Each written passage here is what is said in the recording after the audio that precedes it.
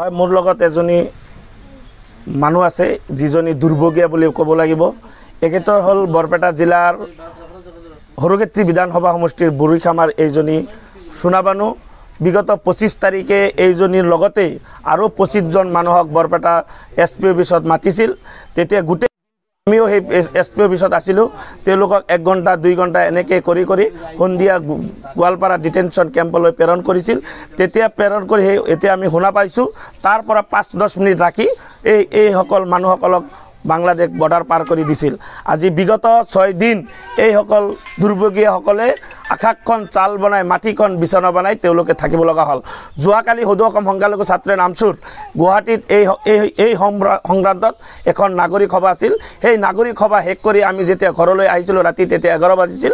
11 বজাৰ পিছত আমি খবৰ পালোঁ যে এখেতৰ লগতে বৰপেটা জিলাৰ আন এজনী মহিলা, বৰপেটা ৰোড থানাৰ অন্তৰ্গত হাজাৰা নামৰ আন এজনী মহিলাই এওঁলোকে দুজনে এই গোৱালপাৰা জিলাৰ বলবলা ঠাইত তেওঁলোকে আছে বুলি আমি খবৰ পালোঁ। লগে লগে এই দুটা পৰিয়ালৰ দুৰ্ভগীয়া পৰিয়ালৰ মানুহসকলৰ লগত লৈ আমচুৰ মহামান্য সভাপতি ৰেজাউল কৰিম চৰকাৰ ডাঙৰীয়াৰ লগত লৈ আমি ৰাতি 3 বজাত এই দুৰ্ভগীয়া মহিলা দুজনীক আমি যাই পালোঁ।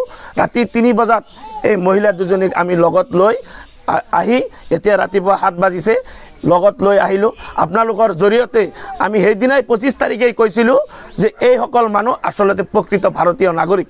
তেখেতৰ দাদা যদি এই দেশৰ স্বদেশী হ'ব পাৰে, তেখেতৰ গোটেই পৰিয়ালটোৱে যদি স্বদেশী হ'ব পাৰে, এখেত কেনেকৈ বাংলাদেশী হ'ব পাৰে?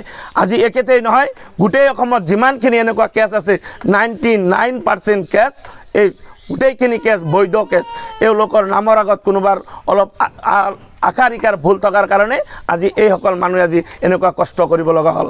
গতিকে মই আপোনালোকৰ জৰিয়তে এটাই কথা ক'ব বিচাৰিছোঁ, হিটলাৰী শাসন চলোৱা মাননীয় মুখ্যমন্ত্ৰী ডাঙৰীয়াই এইসকল দুৰ্ভগীয়া পৰিয়াললৈ যাতে ৰাজনীতি নকৰে। এইসকলক এনেকুৱাকৈ বান্ধি এওঁলোকক মাৰা হৈছে, তাতে বিভিন্ন ধৰণৰ হাৰাশাস্তি কৰা হৈছে, বন্দুকৰ দি এওঁলোকৰ মূৰত মাৰা হৈছে। গতিকে এইসকল নিৰীহলৈ কিমান দিন আৰু ৰাজনীতি কৰিব? এই ৰাজনীতি বন্ধ হ'ব লাগিব। এইসকল দুৰ্ভগীয়াসকলক ন্যায় দিয়াৰ কাৰণে সদৌ অসম সংখ্যালঘু ছাত্ৰে নামচুৱে আইনীভাৱেও যুঁজ দিব। এই লৈ আমি ৰাজপথতো যুঁজ দিম।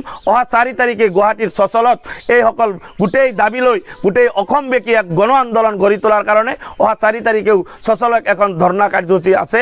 সেই ধৰ্ণা কাৰ্যসূচী আমি কৰিম। গতিকে আপোনালোকৰ জৰিয়তে বাৰৰ কাৰণে অসমৰ মাননীয় মুখ্যমন্ত্ৰী ডাঙৰীয়াক আহ্বান জনাব বিচাৰিছোঁ, এইবিলাক বন্ধ হ'ব লাগিব। এইবিলাক যদি বন্ধ নকৰে এই মুখ্যমন্ত্ৰী ডাঙৰীয়াক নেদেখাজনে কিন্তু কোনোদিন ক্ষমা নকৰে। আল্লাহ তালাই তেখেতক পাপে চুব যেনেকুৱা এনেকুৱা কাম কৰিলে। গতিকে মই তেখেতক আহ্বান জনাইছোঁ এই নিৰীহ মানুহক লৈ যাতে আৰু ৰাজনীতি নকৰে, এই ৰাজনীতি বন্ধ কৰাৰ কাৰণে আহ্বান জনাইছোঁ।